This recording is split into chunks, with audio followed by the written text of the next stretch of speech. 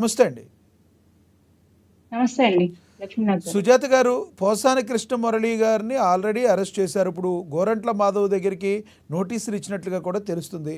ఏంటి వరుసపెట్టి అందరికీ గతంలో ఎవరైతే మరి ఒక రకంగా సోషల్ మీడియా వేదికగా మాట్లాడారో లేతే అందరూ కూడా అరెస్టుల పరపర కొనసాగుతుంది అనుకోవాలా?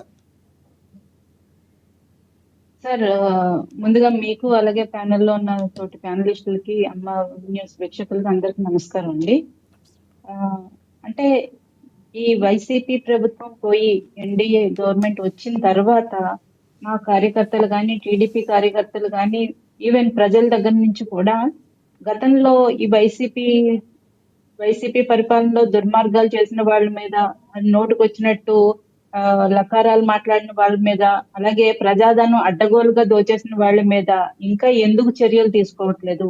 మా కార్యకర్తల మీద కానీ, టీడీపీ కార్యకర్తల మీద కానీ విపరీతంగా దాడులు చేసిన వాళ్ళ మీద కూడా ఎందుకు చర్యలు తీసుకోవట్లేదని పెద్ద ఎత్తున ఒత్తిడి వచ్చింది సార్. కానీ ఈ ప్రభుత్వం ఏదైనా కూడా ఆచితూచి నిర్ణయం చేసుకుని, అలాగే పగడ్బందీగా ప్రూఫ్‌లుంటే మాత్రం ఖచ్చితంగా అరెస్ట్ చేస్తుంది. చట్ట ప్రకారమే వెళ్తుంది కానీ కక్ష సాధింపు చర్యలు మా ప్రభుత్వంలో లేవు. కార్యకర్తలకి కోపాలొచ్చినా లేదంటే వాళ్ళు అలిగినా కూడా మేము మాత్రం రూల్స్‌ని అతిక్రమించం. గత ప్రభుత్వంలో చేసినట్టు చట్టాలను చేతిలోకి తీసుకొని పోలీస్ వ్యవస్థను ఉపయోగించుకొని ఇష్టారీతిన అర్ధరాత్రులు గోడలు దూకేసి అక్రమ అరెస్టులు, సరైన ఆధారాలు కూడా లేకుండా అరెస్టులు చేసేసి తర్వాత కోర్టుతో మొట్టికాయలు తిని ఇటువంటి పరిస్థితులు కూటమి ప్రభుత్వంలో లేవు. నిజంగా ఎవరైనా తప్పు చేసుంటే మాత్రం చట్టాల నుంచి తప్పించుకోలేరు. అది మాత్రం ఖచ్చితంగా. మేము ఎలా అయితే కక్ష సాధింపు చర్యలకు పోమో, అలాగే అట్ ద సేమ్ టైమ్ ఎవరైనా తప్పులు చేసిన వాళ్ళు, నేరాలు చేసిన వాళ్ళు, దుర్మార్గాలు, దోపిడీలు చేసిన వాళ్ళు మాత్రం వదిలిపెట్టే ప్రసక్తి లేదు. పగడ్బందీగా అన్ని రకాల ప్రూఫ్‌లతోటి కేసుని పెట్టడం జరుగుతుంది. వాటిని న్యాయస్థానాల్లో నిరూపించడం, వాళ్ళకి శిక్షలు వేయడం కూడా ఖచ్చితంగా జరుగుతుంది సార్. లక్ష్మీనాథ్ గారు వినిపిస్తుందండి? ప్రధానంగా చూసుకుంటే వల్లభనేని వంశీ విషయంలో, పోసాని కృష్ణమురళి విషయంలో ఎలా జరిగిందో, రానున్న రోజుల్లో మరికొంతమంది నేతల్లో అలాగే జరుగుతుందని వైసీపీ నేతల్లో కొంత టెన్షన్ వాతావరణం ఉంటుంది. అది ఓన్లీ వైసీపీ నేతలకే వర్తిస్తుందా? లేదంటే గతంలో టీడీపీలో కానీ, జనసేనలో కానీ ఎవరైనా నోరు పారేసుకున్న నేతలు వాళ్ళ మీద కూడా అరెస్టులు ఉండే అవకాశం ఉందా? సార్ గతంలో బాధితులే కానీ మేమెవరు వాళ్ళ మీద దాడులు చేయలేదు సార్. దాడులు చేయకుండా మమ్మల్ని మేము రక్షించుకోవడానికే సరిపోయింది. ఏదైనా మా మీద దాడులు జరిగితే కనీసం పోలీస్ స్టేషన్‌కి వెళ్తే వాళ్ళక్కడ ఎఫ్ఐఆర్ కూడా తీసుకోలేదు సార్ గత ప్రభుత్వంలో.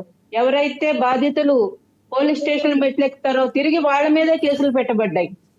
ఎస్సీ, ఎస్టీల మీదే అట్రాసిటీ కేసులు పెట్టబడ్డాయి. ఇంత దుర్మార్గమైన పరిపాలన నడిచిందో మనం చూసాం. ఖచ్చితంగా ఈ కూటమి ప్రభుత్వానికి మన భేదాలు లేవండి. ఒకవేళ తప్పు చేసిన వాళ్ళు మా పార్టీలో ఉన్నా కూడా ఖచ్చితంగా వాళ్ళ మీద కేసులు పెడతాము. ఎవరైతే బాధితులు ఉన్నారో వాళ్ళు ఎవరి మీదన్నా కేసులు పెట్టొచ్చు. కేసులు తీసుకోమనే ప్రసక్తి అయితే ఎక్కడా లేదు. మీరు మా వల్ల తప్పులుంటే కూడా ఖచ్చితంగా మేము దాని నుంచి చట్టాల నుంచి దూరంగా జరగం సార్. తిరుపతిలో మా ప్రభుత్వం హయాంలో జరిగిన ఒక తొక్కిసలాటకి పవన్ కళ్యాణ్ గారికి సంబంధం లేకపోయినా కూడా అక్కడికి వెళ్లి సారీ చెప్పి మిగిలిన టీటీడీ సభ్యుల్లో అందరితో కూడా సారీ చెప్పించి వాళ్ళకి నష్టపరిహారం అవన్నీ ఇవ్వడం జరిగింది. కాబట్టి మేము ఏదో తప్పులు దాచుకుని ఎదుటి వాళ్ళ తప్పులు మాత్రమే ఎత్తి చూపించే ప్రభుత్వం కాదండి. చాలా ట్రాన్స్పరెన్సీగా రాజకీయ జవాబుదారీతనం అంటే ఏంటో చూపిస్తూ కూటమి పరిపాలన కొనసాగుతుంది.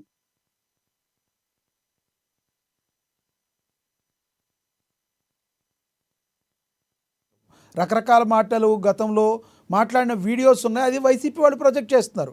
వాళ్ళు ప్రధానంగా అసలు పవన్ కళ్యాణ్ గారు ఒకసారి ఒకానొక టైంలో సంయమనం కోల్పోయి మాట్లాడిన పరిస్థితి, ఆ బయట ఒకటి ఉంది. పవన్ కళ్యాణ్ గారు ఏం మాట్లాడారో ఆ బయట విన్న తర్వాత మళ్ళీ మీతో మాట్లాడదాం బయట చూశాక. ప్యాకేజ్